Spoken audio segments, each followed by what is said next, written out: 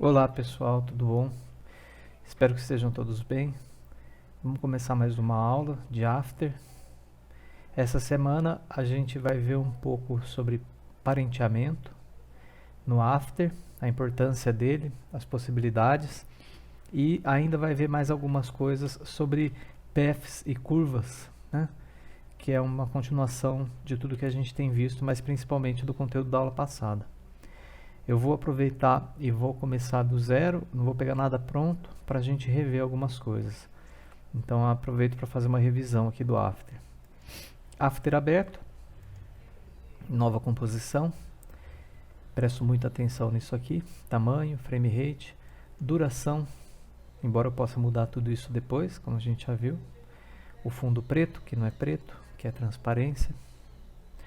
Vou criar uma bolinha pulando.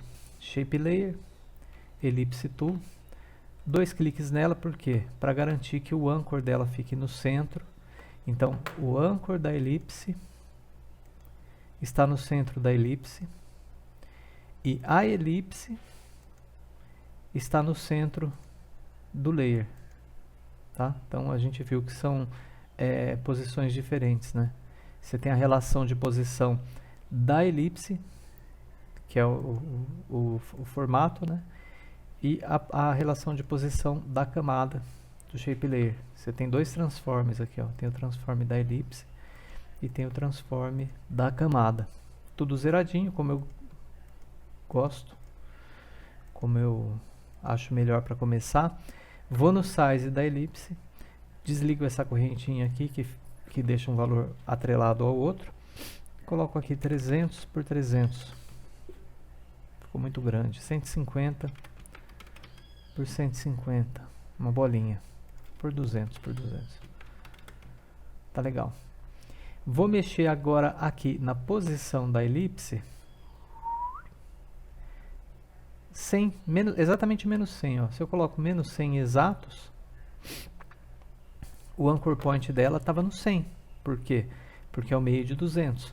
Então, se eu desço o anchor point 100 pixels, eu vou chegar bem na base da elipse. A gente vai ver por que isso é importante daqui a pouco. Vou desabilitar o stroke. Vou mudar o fio para branco. E vou salvar o projeto. Tá? Isso também é parte importante do nosso trabalho. A gente tem que lembrar de sempre salvar os projetos, tá? Se o seu autosave estiver ligado, você não precisa ficar tão preocupado em ficar salvando o tempo todo. Mas é muito comum o software travar e você pode perder muito trabalho por conta disso.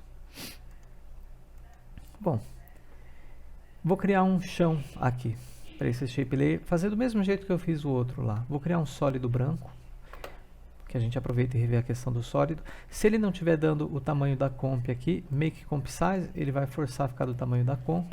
Como eu não fico criando sólido à toa, eu já tenho um aqui, 1920 por 1080 square pixel. Eu dou o nome dele, porque eu posso reutilizar, como a gente viu, eu posso reutilizar esse sólido quantas vezes for necessário. Vou criar agora uma máscara nesse sólido. Olha um jeito interessante de criar máscara também. Botão direito em cima do sólido, Mask, New Mask. Essa máscara, ela vai ser exatamente do tamanho do sólido. Ele cria uma máscara retangular. Então ele não está mascarando nada por enquanto. Mas se eu dou 2 cliques na borda aqui, ó, você tem que tomar cuidado de pegar exatamente na borda. Se eu clico aqui, eu estou clicando no sólido. Se eu der 2 cliques aqui, ele vai abrir uma outra camada chamada sólido. É onde muita gente se perde. Aqui na camada sólido, vamos supor que eu já tivesse tirado a opacidade desse sólido. Vou tirar aqui, vou pôr 50. Na camada, eu não vejo a variação de opacidade. Na camada, eu não vejo a outra bolinha aparecendo. Porque são elementos da composição. É na composição que eu tirei 50%, é na composição que tem a bolinha. A camada é o sólido cru. E ainda é diferente de eu dar 2 cliques no footage. Aqui é o original, não é o que está aplicado aqui. Esse é o original. Eles podem ter diferenças, tá? Então, a gente tem que tomar muito cuidado aqui em saber para qual aba que a gente está olhando. Pessoal, isso é muito importante. Se fosse aula presencial, a gente já teria passado por alunos. Professor, sumiu minhas coisas, eu não estou entendendo o que está acontecendo. Prestem bastante atenção aqui embaixo, ó. essa linha vermelha, essa timeline vermelha, já te indica que você não está no Composition. A do Footage é um pouco mais parecida, tá? Footage aqui é para você assistir material bruto. Se fosse um vídeo aqui, eu poderia assistir ele, né? Então, vou fechar isso, e vou dar 2 cliques, não no sólido, mas na linha amarela. Então, eu vou colocar o mouse até ficar pretinho ali, ó. A setinha ficou preta. 2 cliques, eu posso pegar esse sólido, essa máscara aqui e jogar para baixo. Então, o que eu estou fazendo aqui? Na verdade, eu só estou fazendo um chãozinho, né? Um piso aqui para essa bolinha pingar, tá? Professor, mas a gente já fez isso. A gente fez, mas não fez até onde eu vou fazer hoje. Então, como que eu vou fazer hoje? Vou começar com essa bola aqui em cima, tá? Vou keyframear a posição dela. Mais atalhos aqui, gente. Um que eu já falei, que é, eu digito P, aparece Position. Eu posso criar um keyframe aqui, tá? Ctrl Z. Se eu digito A, aparece Anchor Point. Se eu digito S, escala. R, rotação. Né? E T, opacidade. Por causa que o O está sendo usado para Alt Point, né? Então, as primeiras letras menos opacidade, que não é O, é T. Então, essa é uma maneira de criar keyframe. Eu digito P e ligo o reloginho, né? Mas, uma outra maneira é, com o cursor no lugar certo, eu digitar Alt, Shift, P. E aí ele automaticamente já cria um keyframe de posição. Então, se eu quiser criar um keyframe de escala, Alt, Shift, S, de rotação, Alt, Shift, R, né? Alt, Shift, R, de opacidade, Alt, Shift, T, de Anchor Point, Alt, Shift, A. Então, você pode criar todos esses keyframes sem ter que clicar no reloginho, usando o Alt, Shift e a letra da propriedade. Vou vir aqui 15 frames, 1 segundo ela já vai ter voltado aqui para cima, mais um keyframe, é só clicar aqui que ele gera um segundo keyframe. Se eu tivesse movido a posição dele, ele também criaria outro keyframe, mas não estaria exatamente no mesmo lugar, então eu prefiro vir aqui e clico nessa bolinha, aqui é para eu adicionar ou remover keyframes, eu posso tirar um keyframe só de cada vez. Também posso selecionar aqui e dar delete? Posso, né? Poderia ter usado de novo Alt Shift P? Poderia também, tá? E aí no meio aqui, no 15 frames, no frame 15, eu vou jogar ela aqui para baixo. Quando que ela é acelerada e desacelerada? Em cima e embaixo, né? Então seleciono esses dois aqui, digito F9, vou fechar aqui com o N, né? B e N para limitar meu work area, e aí eu tenho um preview dessa bolinha pingando. Maravilha. Por que que então eu mudei o meu Anchor Point aqui para baixo? A posição está coincidindo aqui. Mas agora eu também posso trabalhar a escala dessa bola. E essa escala vai ser em relação ao solo, em relação à base, tá? Então, além de eu mexer na posição,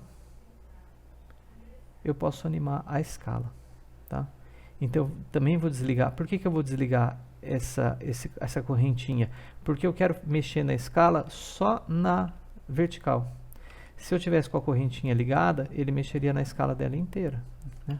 Então, com a correntinha desligada, eu posso fazer só na horizontal ou só na vertical. Eu vou fazer só na vertical. O que que eu quero fazer aqui? Eu quero usar aquele recurso do stretch, né? Então, quando a bola está aqui em cima, ela está com a escala 100. Quando ela está aqui em cima, ela está com a escala 100 de novo. Quando ela está aqui embaixo, ela vai dar uma esmagadinha. Só que um pouco antes dela chegar embaixo, então eu vou vir aqui tipo um... Não é tão legal quanto na animação 2D, né? Mas eu estico ela porque ela pegou velocidade. Então eu ponho aqui, por exemplo, 130. Né? E aqui...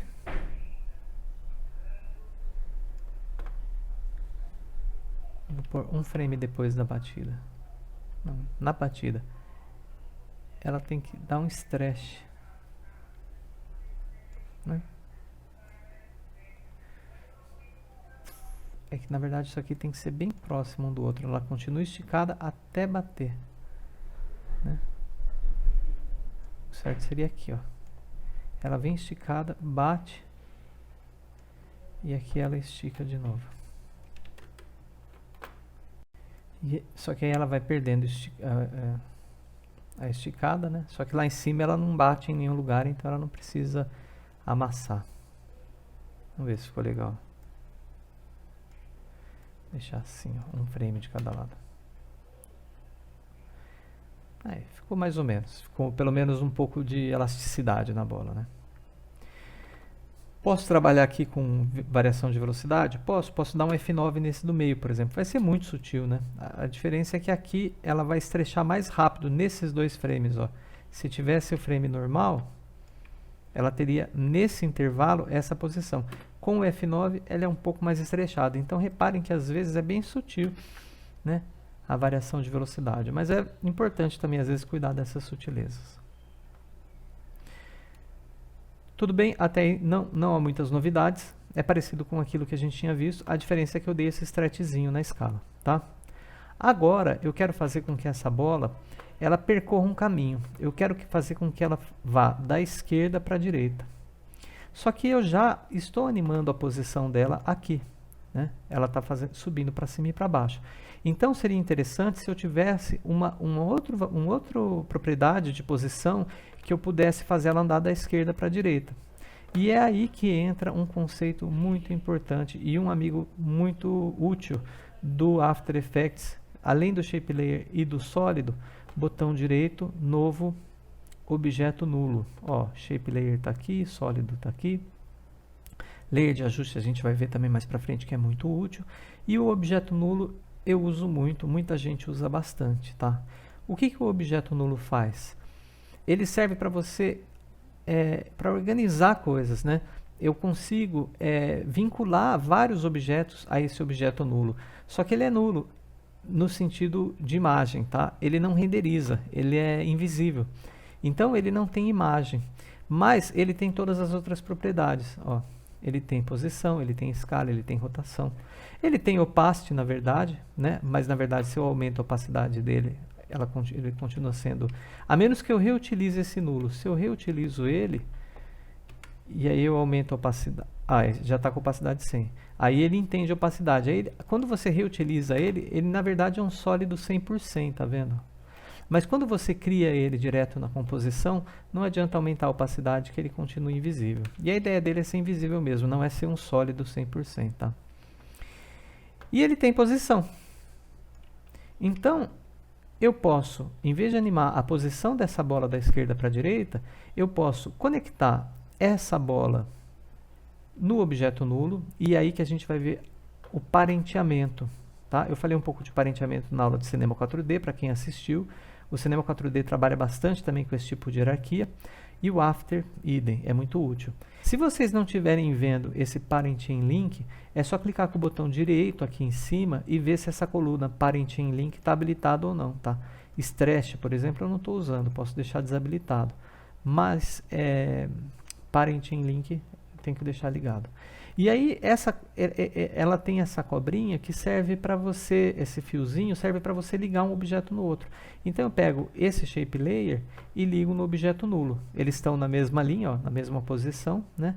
Então, eu liguei ele no objeto nulo, tá? Eu também posso ligar por esse menu aqui, esse drop-down, né? Eu posso clicar aqui e escolher objeto nulo, posso ligar no sólido, posso ligar em qualquer outra camada. Mas eu vou ligar no nulo. E vou renomear esse nulo. Eu vou chamar ele de Control, porque ele vai ser o controlador. Tá? É sempre bom dar nome. Isso aqui também eu posso renomear, né? Bola, e isso aqui eu posso renomear de piso. Alguma coisa assim. Então eu vou pegar agora esse controlador e olha só, eu mexo ele para a esquerda e a bolinha continua pingando. Se eu mexo ele para a direita, os keyframes da bolinha estão independentes. Então eu posso keyframear agora, ó, posso começar fora da cena. Vou ligar aqui Alt Shift P, né? Criei um keyframe de posição e em 5 segundos eu vou fazer essa bola atravessar a comp inteira. Vamos ver se vai ficar muito lento.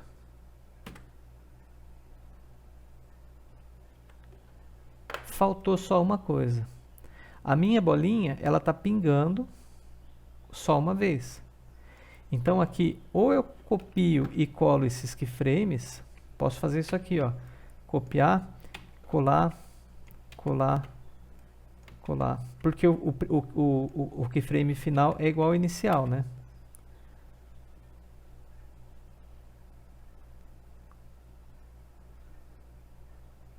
Tá aí a bolinha pingando. Mas eu já vou mostrar para vocês um recurso mais interessante do que copiar e colar keyframe, tá, gente? Que é utilizar expressão. Vocês estão preparados para aprender a utilizar a expressão? Isso aqui é um conhecimento já que muita gente assusta ou pode falar, isso não me interessa. Não tem problema, se não te interessar, não usa, tá? Mas todo reloginho, toda propriedade keyframeável, se vocês clicam com o Alt sobre esse keyframe, sobre o reloginho, sobre o keyframe não, sobre o reloginho, ele abre aqui embaixo um campo para você escrever sua expressão. Pessoas que trabalham com programação vão ter bastante familiaridade com isso, tá? Porque é muito parecido com linguagem de programação, inclusive é muito parecido, até onde já me disseram, é parecido com Java. Transform.position. Então ele está me falando que, na verdade, o valor da posição ele está buscando no menu Transform, é o valor do position. Óbvio, né? Position está pegando... Só que isso aqui está em forma de código, né? Está em forma de expressão, está em forma de linguagem de programação. Se você souber linguagem de programação, tipo defeat coronavírus. Fiz um comando aqui para matar o coronavírus. Será que funciona? Se você manja, ó, esse projeto contém um erro de expressão. Isso aqui ele não entendeu. Apareceu como um erro. Defeat is not defined. Coronavírus, pelo jeito, está definido. Tá? Se vocês não quiserem escrever expressão, vocês podem clicar nesse menuzinho aqui, nessa flechinha, e aí vocês têm expressões prontas, tá? Não tão prontas, muitas assim, começadas, para que vocês possam mexer. Então é um universo vasto, vale a pena conhecer. Mas uma expressão que não dá trabalho nenhum conhecer é, em propriedades, property, tem aqui, ó, loop in, loop out, loop in duration, você define uma duração do loop, loop out duration. Eu nunca entendi muito bem a diferença entre loop in e loop out, mas geralmente eu venho em loop out porque eu quero que o loop aconteça do evento que eu estou keyframeando para frente. Loop out, ele vai criar a expressão loop out type cycle num keyframes 0. E aí automaticamente, ó, eu não preciso ficar copiando e colando os keyframes de posição. Só que eu não fiz isso com a escala, então a escala ainda não está rolando. Então, para fazer na escala é igual. Clico com o Alt no reloginho, vou no menu Property, Loop Out, tá? Professor, odiei, não usa. Copia e cola keyframe igual eu tinha feito. Ctrl C, Ctrl V, Ctrl C, Ctrl V. O que é legal de usar essa expressão? Que eu posso fazer algum ajuste aqui agora. Por exemplo, vamos supor que eu queira mexer na velocidade da escala. Colocar um F9 também nesses keyframes aqui, ó. Para que, ou nos de cima, vai.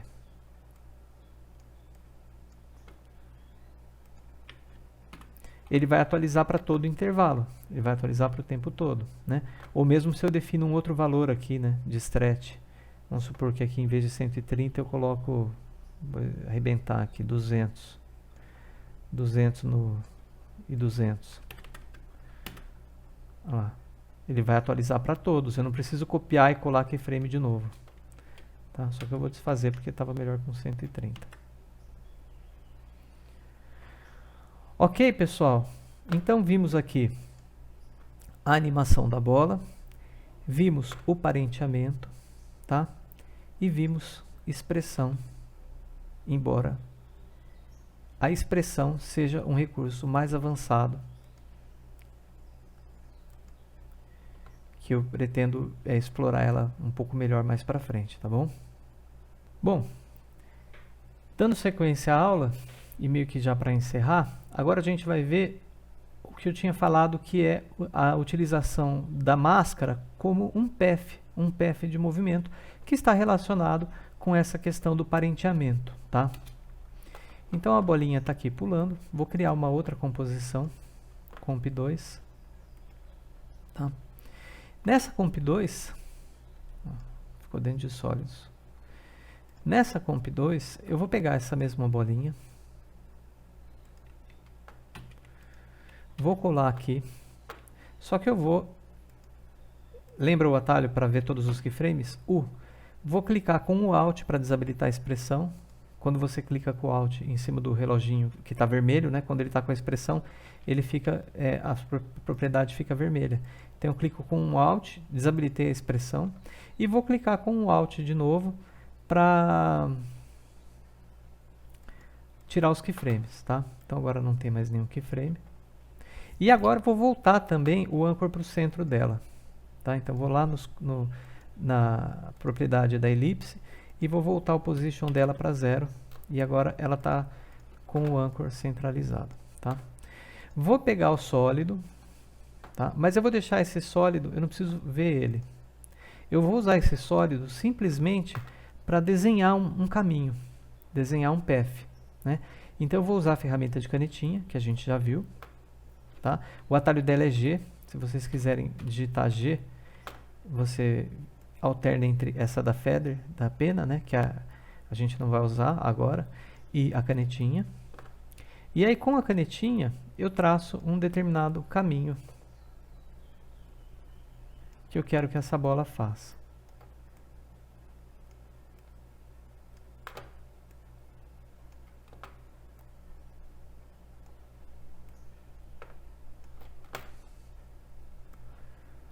Por exemplo, né? Esse vai ser o caminho meio confuso aí. Como que eu transformo essa informação de caminho numa informação de posição? Isso aqui poderia ser uma curva do Illustrator, tá? Poderia ser uma arte que você tem, um logo, alguma coisa assim. Daria certo também. E seria da mesma forma. Muitas coisas de curvas no After Effects, você resolve com Ctrl+C, Ctrl+V, tá, gente? Então, se vocês tiverem uma máscara no Illustrator, um caminho, e quiserem não pegar a informação da imagem do Illustrator, mas pegar exatamente o path, porque você até importa a arte para o Illustrator e ele entende como vetor. Mas se você quiser o path, o caminho, o contorno, você copia ele no Illustrator, Ctrl+C, vem no After e dá Ctrl+V. Num sólido, por exemplo, ele vai aparecer como uma máscara, aquele path do Illustrator. Mesma coisa se eu quiser transformar essa informação de path numa informação de posição para essa bolinha. Então, eu vou na máscara, o atalho para máscara é M, tá, gente? M de Mask. Posso digitar M, posso virar aqui a chavinha, vou chegar no Mask também.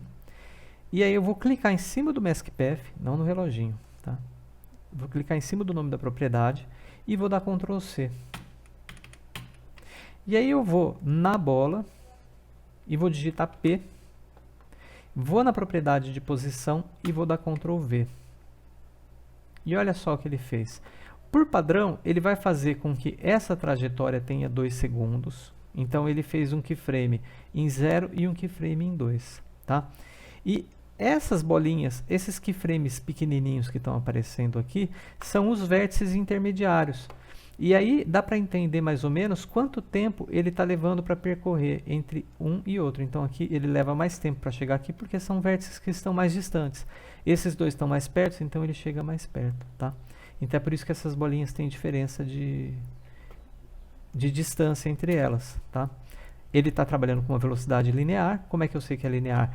Esses pontinhos, lembram? Eles estão com uma distância simétrica. Se eu quiser, por exemplo, que ele tenha aceleração e desaceleração, eu só mexo nos vértices da ponta, tá? Então todo o caminho vai ser remanejado para que ele comece acelerando e termine desacelerado, tá? Esses aqui vocês não definem F9 neles, tá? Eles são vértices, eles têm essa propriedade Rove Across Time, tá? Por isso que eles têm esse formato menorzinho. Eles, na verdade, eles ficam vinculados aos vértices, aos keyframes maiores, tá? Esses keyframes aqui, eles estão vinculados a esses dois de fora. E aí, eu tenho a minha animação. Ah, professor, ficou muito rápido. Vamos deixar linear mesmo. Então vou keyframear aqui, ó. Se você clica com o Ctrl em cima do keyframe que era easy, ele volta a ser linear, tá? É só clicar com o Ctrl em cima dele. E aí eu tenho uma animação. Então, não é bem parenteamento, né? Eu não parenteei a posição na máscara, né? Mas eu transformei um valor de PF num valor de posição. Ctrl C, Ctrl V. E se eu quisesse parentear posição em posição? Vamos ver? Vou usar a expressão de novo, hein, gente? Ó, vou reutilizar esse nulo. Se eu não quiser que ele apareça branco, como eu disse, né, quando eu reutilizo ele aparece branco. Eu poderia ter copiado o nulo daqui, copiado e colado aqui. Aí ele vem como nulo mesmo, tá? Vou digitar U para ver os keyframes, vou desabilitar os keyframes dele, vou resetar ele para ir para o centro, vou desfazer essa posição da bolinha, vou desfazer a posição da bolinha, tá? Agora a bolinha não tem mais keyframe de posição e pelo contrário, eu vou aplicar na posição do nulo, aqueles keyframes. Opa! Vou vir aqui, dar um Ctrl C no Mask Path, Ctrl V no Position. Então, quem está se mexendo agora é o objeto nulo. Então, eu posso simplesmente parentear a bolinha no objeto nulo? Posso. Tá? Isso é útil, viu, gente? Porque às vezes tem mais coisa que vai se mexer. Vamos supor que tivesse uma fumacinha saindo, se isso aqui fosse um carrinho. Se você está deixando a função principal para o objeto nulo, todos os outros objetos podem ir você pode ir parenteando no nulo. Mas o que eu falei que eu ia fazer não era parentear uma camada na outra, eu falei que ia parentear posição em posição, tá? E isso é possível de ser feito? É. Ó, vou desfazer o parenteamento, cliquei aqui, fui em none, vou na position da bola, clico com o Alt para habilitar a expressão, só que dessa vez, em vez de usar esse campo de escrever expressão, tá vendo que apareceu uma cobrinha aqui também? Eu posso ligar a propriedade da posição, então agora em vez de ler a posição de onde ele estava lendo, do transform position dessa própria camada, ele está indo para essa comp, descomp, para o layer control, que é esse layer aqui, e está pegando o transform position do control, tá? E aí eu parenteei somente posição em posição. O efeito visual, por enquanto, é o mesmo. Vocês vão falar, professor, não vi diferença. Mas vai ter horas em que pode ser útil. A gente vai ver essas situações em que você queira parentear somente uma propriedade. Você não quer parentear o layer inteiro. Aqui eu poderia ter usado o layer inteiro. Como eu já tinha mostrado a expressão para vocês nessa aula, aproveitei agora e falei, vou mostrar também que é possível parentear propriedade em propriedade com expressão. Pessoal, o que eu queria mostrar hoje é isso. Não estava muito com a ideia de falar de expressão, mas acabou calhando.